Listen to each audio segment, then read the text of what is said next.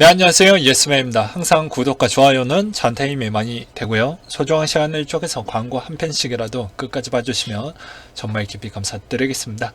그리고 제 영상의 속도가 마음에 들지 않으신 분들은 영상 상단 또는 하단에 속도 조정기가 있으니 잘 참고하셨으면 좋겠습니다. 닉네임 오리 상구님께서 3년 만에 2억 4천 원금 회복 충격 그리고 라고 해가지고 본인의 계좌를 직접적으로 올려두시기도 했습니다. 이게 상당히 여러분들한테 또 깨달은 바가 있을 것 같아서 조심스럽게 한번 갖고 와봤고요. 수익률이 마이너스 90%가 나왔고 1억 3천이 날라갔다라는 걸 볼 수가 있습니다. 현재 자산이 1,400만원 정도가 있는 것인데요. 이분이 이제 어떠한 측면으로 이제 실수를 하게 된 시점은 2017년도 12월 달에 이제 들어가서 물리게 됐다라고 합니다. 이때 당시에 이제 1억을 대출받아서 집을 살까 아니면 코인을 살까 고민을 많이 했다라고 하는데요. 이때 이제 직장에서 여러 가지 문제가 생겼다라고 합니다. 팀장과에 대한 갈등, 아부 못하는 성격, 그러다 보니까 회사 생활이 점차 힘들어졌고 그것의 탈출구가 코인이 많이 보였다. 그래서 한 번도 안 해봤던 업비트를 깔게 되었고 남들 다 번다라는 100% 수익 나도 한번 가져보자 라고 해서 김치코인들을 쓸어 담았고 거기에 이제 수천만원 플러스 수천만원을 계속 부어 담았다고 합니다. 그러다 보니까 2억 4천이 됐다고 하네요. 내 돈 정말 피땀 흘려서 번 돈이었고 흰머리가 된 돈들이었다라고 되어져 있습니다. 그러다가 이제 2018년도 때 인생에서 지옥을 맞게 되었고 그리고 2018년을 지나 있었을 때도 녹아 있었고 2019년에도 녹아 있었고 2020년도 와보니 1,400만원이 되어져 있다라고 되어져 있습니다. 회복된 게 저 정도라고 본 것 같고요. 그리고 이제 2019년도 때 뇌리에 탕 치는 사람은 자기 잘하는 분야를 해야지 안 그러면 쉽지 않는다라는 명언을 신동엽이가 이제 사업보다 자기는 MC에 다시 해서 원복했듯이 이 신동엽이가 이걸 이야기했던 거에 본인은 좀 어떻게 보면 큰 깨달음을 얻었던 것 같습니다.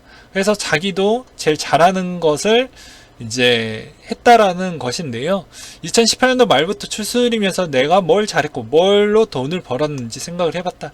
코인에서 업비트에선 바보였는데 잘하는 거 하나 있긴 있었나 라고 했습니다. 그래서 미친듯이 그걸 했고 반납 없이 명절 없이 1년에 12달 이상을 하다 보니까 지금의 2억 4,200만원이 만들어졌다고 합니다. 물론 업비트에서는 추가로 1,400만원 그대로 있다라는 거죠. 물린 그대로. 그러다 보니까 이제 이게 여기에서 깨달았던 게 하루에 30만원, 50만원, 20만원 이렇게 이제 쌓이다 보면 한 달이면 1,500이 되고 큰 돈이 된다 라는 이야기를 이제 하게 되는데요. 이제 여기에서도 보게 되면은 만약에 잃어버린 시간을 돌아서 지갑비를 내고 6억 2천만원 자산이 모였는데 전세금 1억 5천과 적금들까지 다 들어가져 있다. 업비트에도 1,400만원이 있고 4년이라는 시간에 무엇을 얻었을까? 흰머리와 검소함 그리고 주변의 미안함 그리고 떠나간 사람들 그 사이에 집값은 어디든 다 더블이 됐고 저는 아직도 1억 5천 전세에 머물고 있다. 이제 어떤 선택을 해야 되는 거에 따라서 또 선택을 할 시기가 왔다라는 것이죠. 나는 무엇을 할 것이냐 곰곰이 봤을 때는 이제 코인은 무서워서 못할 것 같고 다른 쪽을 좀 볼 것 같다 라고 이제 이야기를 하는 것입니다. 그래서 부동산 그리고 주식 이런 쪽으로 본 것 같은데 이제 이분의 교훈은 그거죠. 코인은 코인 그대로 내버려 두고 너무 무서우면 본인의 잘하는 분야를 더욱더 계속해서 돈을 한번 벌어보면 금방 원복이 되더라. 그 대신 내 시간을 녹여야 되고 내 체력도 녹여야 되고 내 흰머리가 많이 늘어난다라는 단점은 있겠죠.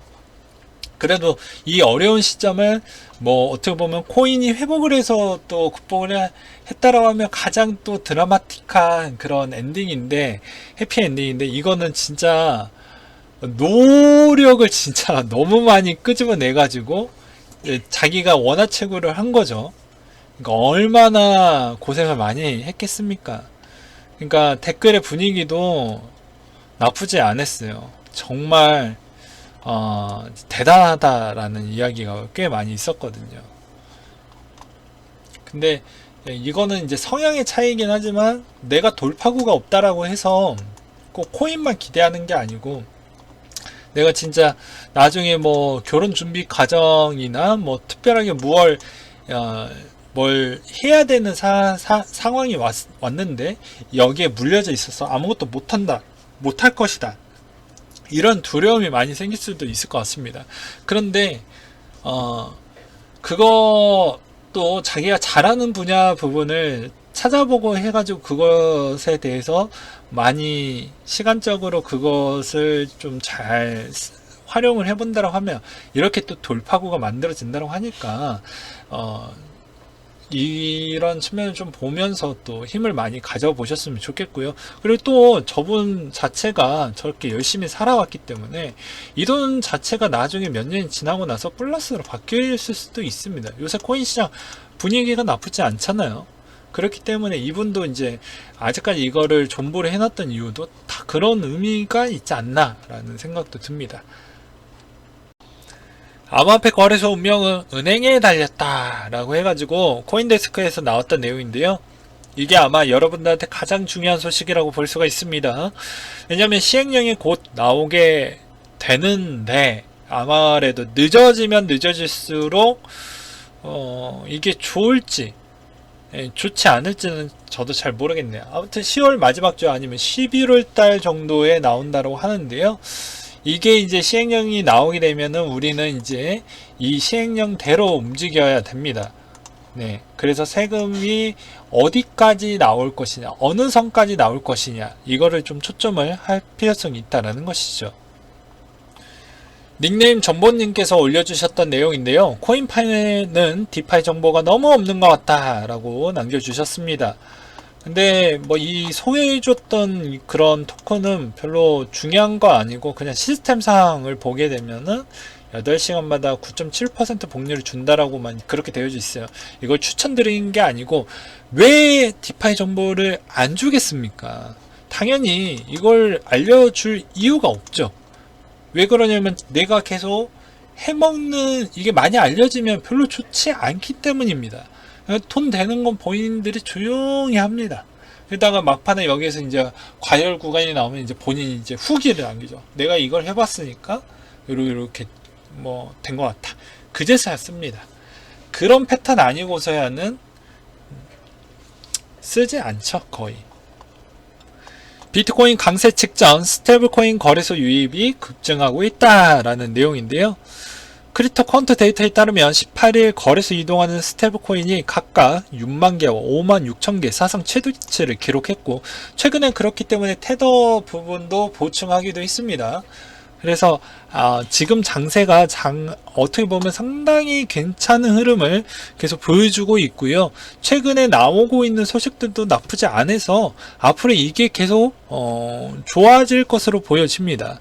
테더의 시간 총액 또한 2020년 4배로 증가를 해서 40억 달러 한 해를 시작을 했으면 현재 160억 달러까지 증가를 했던 모습을 볼 수가 있게 되겠습니다.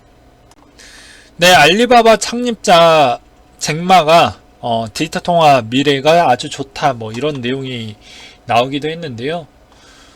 이제 조만간에 디지털 화폐에 대한 시장이 곧 올 것 같다 뭐 그런 이야기를 아주 이쁘게 했습니다. 네. 그래서 최근에 분위기는 더 나쁘지 않을 것 같다라는 생각이 들고요. 조정이 나온다고 해도 그렇게 굳이 겁먹을 필요성은 없을 것 같습니다.